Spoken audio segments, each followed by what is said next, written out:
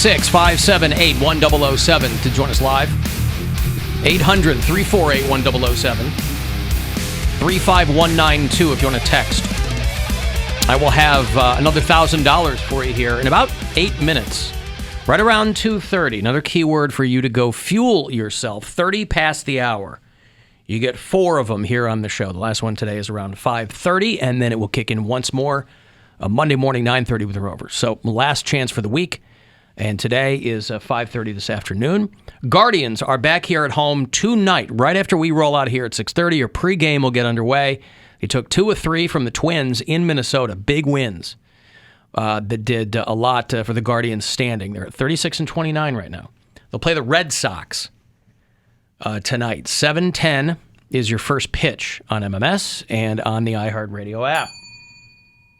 Hey, Mike. Mike checking in, as he often does, from the west coast of Ohio. What's going on, Mike? Hey, Alan. Welcome back. I hate the show. Thank you, sir. What's up?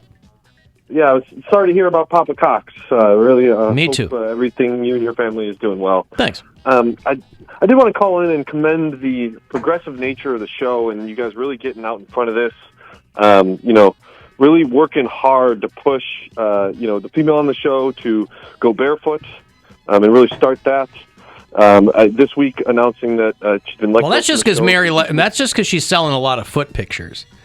That wasn't an edict by us for her to walk around barefoot. I know what you're getting at, but I want to make it very clear. She's making a killing with those foot pics, and you got to be barefoot to do that. I don't know how many requests she's getting for socked photos. Well, this week announcing that she's off the show and really pushing her out because, we can't have women in the office. I see. I think of Mary as just one of us. Right, Bill? I barely think of her as a woman. Her boyfriend thinks of her that way because he's required to, but she's one of us. Well, now that it's clear, from the Thomas statements that birth control and contraception is going to be legal outside of marriage when, a man is able to truly make that decision properly for his family, soon it'll come full circle to barefoot at home and pregnant. And so the last thing I would say, though, is I was really, really worried about Poundcake. But I think there's a clear solution here, and there's some legalese at work, right? Because obviously homosexual acts are going to be illegal. It's well known that they should have already been. I agree. Given the nature of the sort of, biracial parents and family that Poundcake is made up, which is also going to be illegal and should be illegal, I think there's like a double jeopardy situation there where Poundcake can kind of just slide right in somehow. You mean double jeopardy? Isn't that what it is, Poundcake? Double jeopardy. It's double jeopardy. You can't double jeopardy me. You can't double jeopardy him. That's See, right. That's why the state of Texas it says how many dildos you can have. So, you won't be guaranteed heat in the wintertime, but they will tell you how many dildos you can have. So it is it's a colorful pastiche here in these increasingly disunited states. Well, yeah, the best thing is that just all these really freedom, right? Because that's what we're really pushing here. It's not restrictions. It's really, we're pushing freedom for everyone. Honestly. So, I'll leave it with that, Alan. Thank you. There's Mike. I was out there in the west coast of Ohio. Yes, Poundcake. I never actually said I was for gay marriage. I said I was for marriage equality. If straight people get their marriage taken away, I'm perfectly fine with that too. So just make sure it's equal. Just get rid of marriage altogether, and then we don't need anything. Why would straight people have marriage removed from the... Because you're taking it away from gays. So have everyone just not be married and just run around wilding, and I'm cool with that. Yeah, but they're not looking for equality. I know you are, but the people in charge aren't looking for equality. They're looking to disenfranchise people. This is leverage. It's got nothing to do with equality. This is just this is what I think is going on. And I'm not a politician. I'm not a lawyer.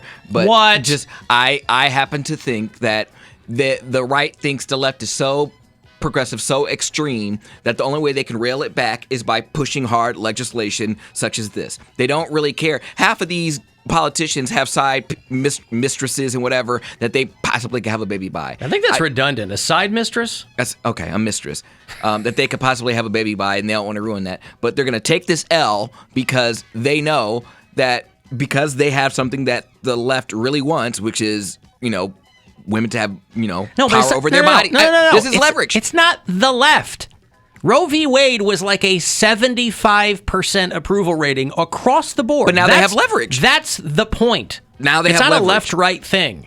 It is a wildly popular Yes, and they have to take it away precedent. because they're going to be like, now we can reverse this because everything that has been done can be undone, as we clearly know. Now that they're like, we might reverse this, but you got to give us something that we want.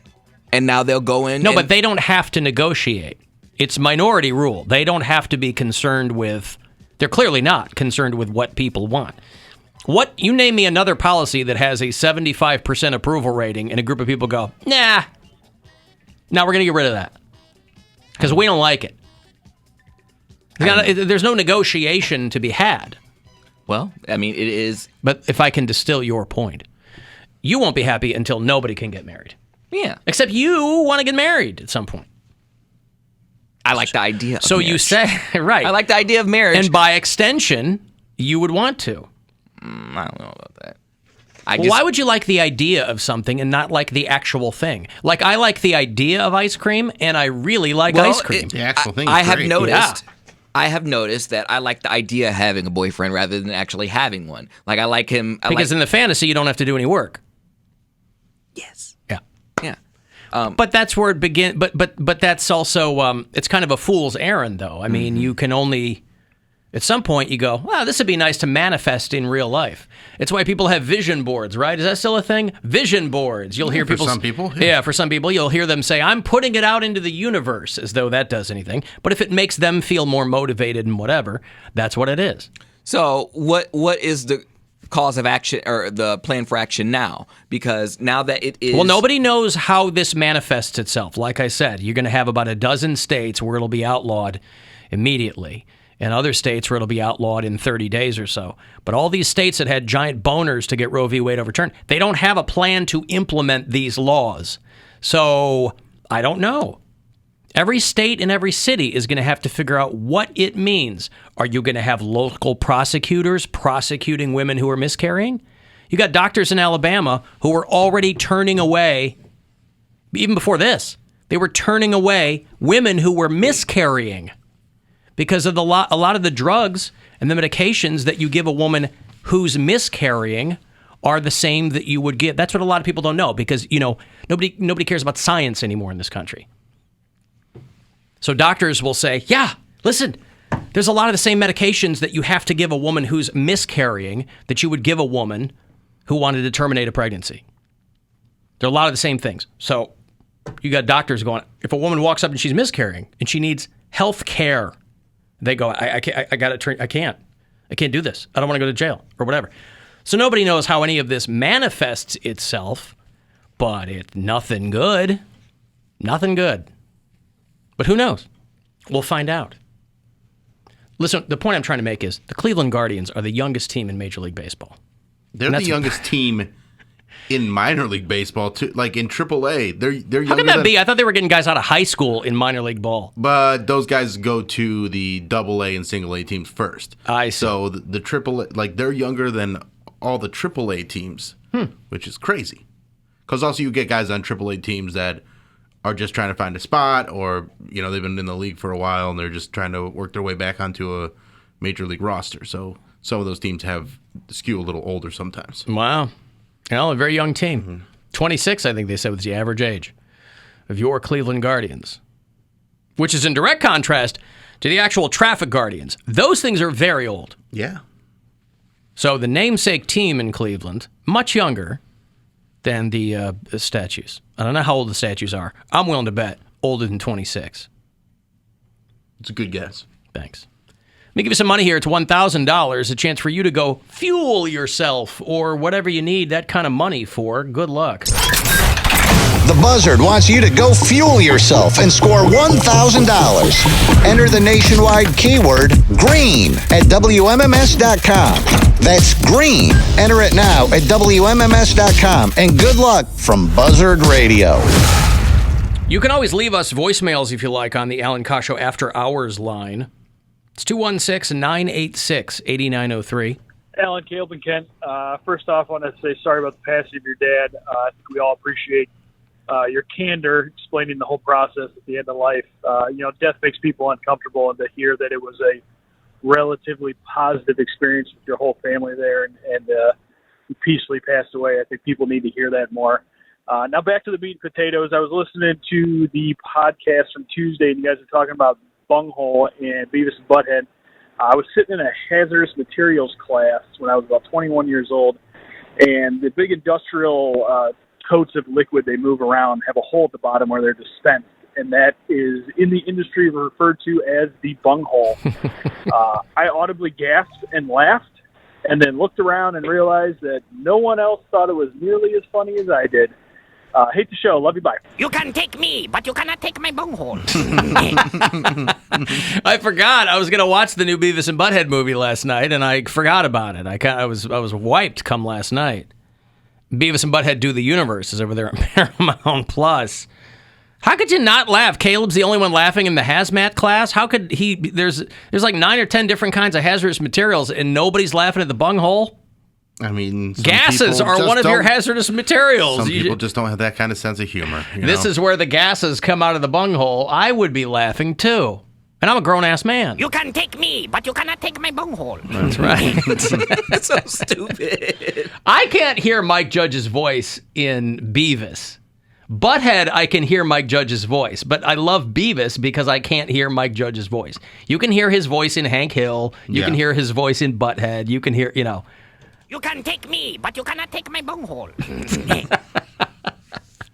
Ah, boy. Cornholio. Remember what a big deal that was a long time ago? Everybody was running around calling themselves Cornholio. Shirt over their head. Yeah. Cornholio. I am the great Cornholio.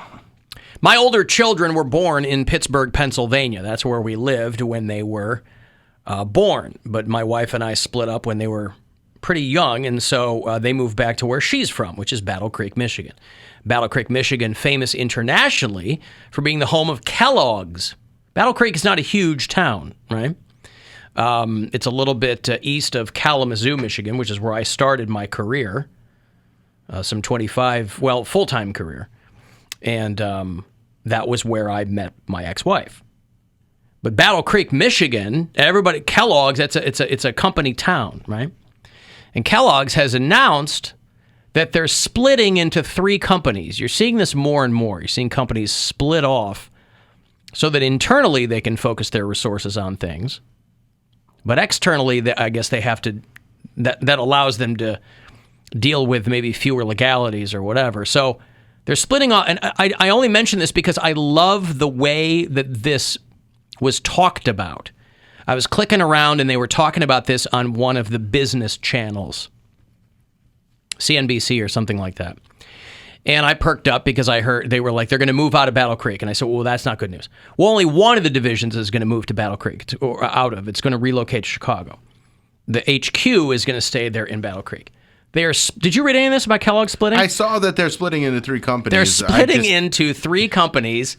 They will have the cereal division, the snack division, and the plant-based foods division. Each one of them with separate management, right? Kellogg Company is 116 years old. If you ever saw the movie The Road to Wellville, remember that one? Yep. About how Kellogg, way back in the day, this Kellogg guy thought, giving people colonics was going to make them live 200 years or whatever. And Dana Carvey's, it's a wild movie. And eating cornflakes is going to keep you from masturbating. That's right, cornflakes. Now, I will say, I was not a huge fan of cornflakes as a kid until I started masturbating. I was around 11 years old, and boy, I was in it for life as a young Catholic boy. And I found myself practically mainlining cornflakes because I was hoping it would do something. And all it did was... give you some carbs to burn off. All it did was sustainable energy. I got a lot of cuts on my junk from the cornflakes. But so their snack division, which makes Cheez-Its and Pringles and Pop-Tarts, this company makes a ton of money. My former mother-in-law, my ex-wife's mom, used to be a bigwig with Kellogg's. She's since retired, but just the way they talk about the way this company is being split up I just enjoy it a great deal. Cereal will be solely dedicated to winning in cereal and will not have to compete for resources against the snacking business. So they don't have to fight each other anymore. So they're going to name a CEO of cereal. which I hope that person, he or she, gets a business card that says that specifically. What do you do? Because Kellogg, the company, will still have a CEO. But you could be, the CER, EAL. I'm the cereal CEO for Kellogg. I know, right? That's great. 2 years ago, Kellogg sold its cookie, pie crust, ice cream cone, and fruit business to another company. So they're evaluating their portfolio. So what makes me laugh about this or enjoy it so much is that you do have management teams in place for each of these specific areas of expertise. So there is somebody who says, I am the head of our pie crust division. So they've split off into cereal, snacks. I think they're relocating one of these to Chicago, the snack division or something. I don't know. So, the people who work at the Cheez-It plant were in the news. Remember earlier in the year, the people at the Cheez-It plant in Battle Creek struck. They went on strike because they hadn't had a raise in forever. Well, I thought so it was the Cheez-It people. They wanted it to be spelled with an S and not a Z. Nope. Okay. The Z is what gives it its zing. The Z is... No, the Z is what keeps them from using real cheese. Cheez-Its are good, boy. Cheez-Its are great. I'll tell you what, if you have a small child, the day that they graduate from Goldfish to Cheez-Its, that's a proud day. I don't know. It's a proud day. I still like Goldfish better.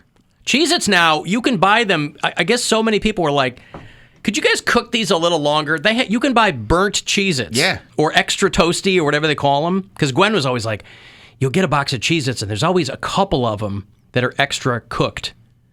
And apparently enough people were like, yeah, I like those too. They started putting up boxes of Cheez-Its that are darker on the edges. And those are so popular that they even have off-brand. Like you can go to Aldi and get the Aldi version of Cheez-Its. Yeah. And they have those extra toasty ones.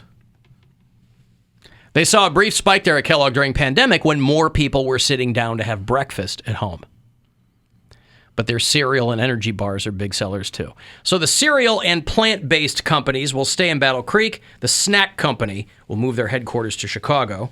And their international headquarters in Europe, Latin America, will remain in their current locations.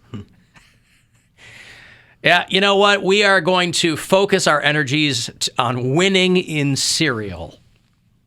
I'm tired of walking down a hall and high-fiving these dudes from the Pop-Tarts division.